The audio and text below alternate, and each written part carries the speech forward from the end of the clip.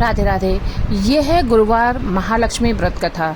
आपको लगेगा कि लक्ष्मी जी की पूजा तो शुक्रवार को होती है। ये लक्ष्मी जी की जो पूजा है ये गुरुवार को होता है और ये अगहन मास में किया जाता है। मैंने अब ये बहुत दिन से मैंने ये वीडियो शूट किया हुआ था, मुझे डालना था लेकिन मैं डाल नहीं पाई, सॉरी उसके लिए। अभी मेरे को याद आया तो आज मैं डाल दे रही हूँ।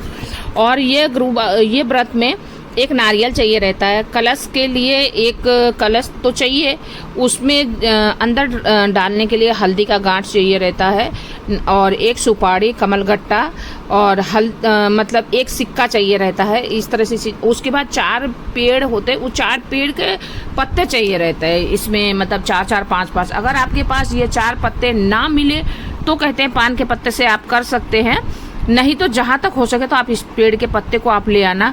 और एक चौकी चाहिए, उसमें साटन का कपड़ा चाहिए और आप अपने हाथ को दोनों ऐसे जोड़ के ऐसे पूरा एक बार ऐसे चावल निकालना और थोड़ा सा और निकालना। उतना चावल को एकदम गोलाकार बना के उसमें अष्टदल बनाना। अष्टदल के ऊपर रोली और चंदन से पूजा करने के बाद श्रीम श्रीम श्रीम श्रीम बोल बोल के पूजा करते रहिएगा। पूजा करने के बाद उसके बाद वो कलश को उसके ऊपर रखना है जल भर के और वो पत्ते डाल के उसमें वो जो चीज़ें मैंने बताई है, सुपारी, हल्दी, कमलगट्टा और एक सिक्का, ये सब चीज़ों को डाल के और पत्ते डाल के उसके बाद उसमें एक कपड़े में, लाल कपड़े में बांध के आप चुनरी रखिएगा और जो 3 आँख वाला जो था वो अपने साइड करके रखिएगा, क्योंकि उसी को ही माता की पूरी आकृति के रूप में, मतलब आपको छवि जैसी उसमें आ जाए, ऐसा करना है। तो उसमें आपके पास जैसे सोने के जो भी गहने हैं वो माता को पहना दीजिएगा, उसको दान नहीं करना है, वो आप ही के पास रहेगा। बस केवल उस समय के लिए, जब आप जिस दिन पूजा करेंगे उस दिन आपको ये कान के पहनाने माता को, आपके पास और चीज़ नहीं है तो आपका मंगलसूत्र है या छोटा सा चैन है, जो भी आपके पास है वो माता को पहना दीजिएगा। पहनाने के बाद उसके बाद 16 श्रृंगार में से जितना आपकी यथाशक्ति सारा श्रृंगार का सामान आप लाइएगा और वही सारा जो चीज़ है वो पूरा महीना भर चलेगा। मतलब 4-5 बृहस्पति जितने भी पड़ेंगे आपको दोबारा लाना नहीं है। केवल दोबारा जैसे कि आप अगले बृहस्पतिवार को क्या करेंगे, जैसे कि फ्राइडे को आपने पत्ते फेंक देना है, वो जल जो है उसको तुलसी जी में डाल देना है, पत्तों को डाल देना है और जो उसके अंदर सुपारी और हल्दी और कमलगट्टा है उसको सुखा कर रख लीजिएगा अगले बृहस्पतिवार को। फिर आपको यही सब यूज़ करना है। और कलश के सामने एक पान के पत्ते के ऊपर आपको एक सिक्का और कमलगट्टा और एक सुपारी उसके ऊपर रखना होता है।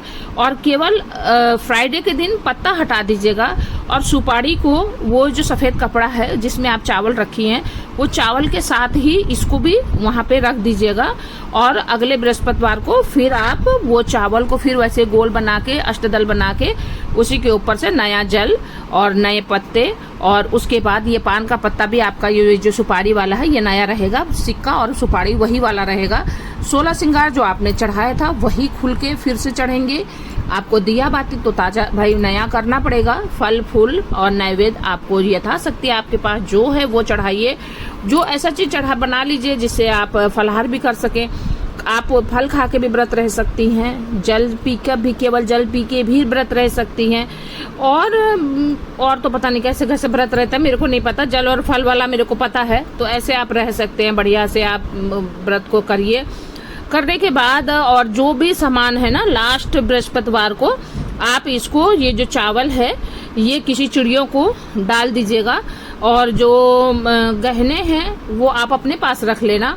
और उसके बाद जो इसमें 16 श्रृंगार है उसमें से सिंदूर, चूड़ियाँ, जो भी चीज़ आपको रखनी है वो आप रख लो। और जितनी चीज़ें हैं उस दिन लास्ट बृहस्पतिवार को जब आप सीधा दान करेंगे, सीधा में जैसे चावल है, आटा है, दाल है, आलू है, सब्जी है, जो भी आपके मन हो वो रखना। 11, 21, 51 रुपया जो पंडित जी खाएंगे तो वो खुश होके खाएंगे ना, तो उसके बाद कहते हैं भगवान जी प्रसन्न हो जाते हैं। तो इसलिए कहते हैं कि आपकी खुशी के लिए भगवान, ये मैं दान कर रही हूँ। कल मैं व्रत थी, मैंने कल जो जितना अनाज नहीं खाया था वही अनाज आज मैं दान कर रही हूँ। ये दान जो नेक्स्ट डे होता है ये वही चीज़ होता है कि उस दिन हमने जो अनाज का त्याग किया है वही अनाज को आज हम दान कर रहे हैं। तो इसीलिए उसी हिसाब से आप दान करना। और ये व्रत बहुत अच्छा है, बहुत ही अच्छा है। और इसमें 4-5, ये नहीं कि 4 ही पड़ा है चलो एक और रह ले, ऐसा कुछ करने की जरूरत नहीं है। क्योंकि मेरी मम्मी लोग भी ये व्रत रहती थी तो ऐसा कुछ भी नहीं करती थी। तो ये व्रत तो मैंने मायके से ही सीखा था, तो इसलिए मैंने वहाँ पे देखा था, तो फिर मेरे को बाद में याद आया तो मैंने भी ये व्रत शुरू किया। ये बहुत अच्छा व्रत है और इसमें क्या है, जितना चीज़ है वो सब आप रखो।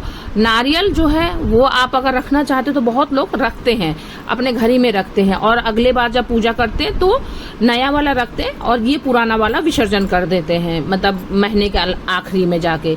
तो ये भी कर सकते हो, नहीं तो सेम टाइम आप लास्ट वाले बृहस्पतिवार के पूजा हो गई तो फ्राइडे के दिन जाके आप इसको विसर्जन कर सकते हो।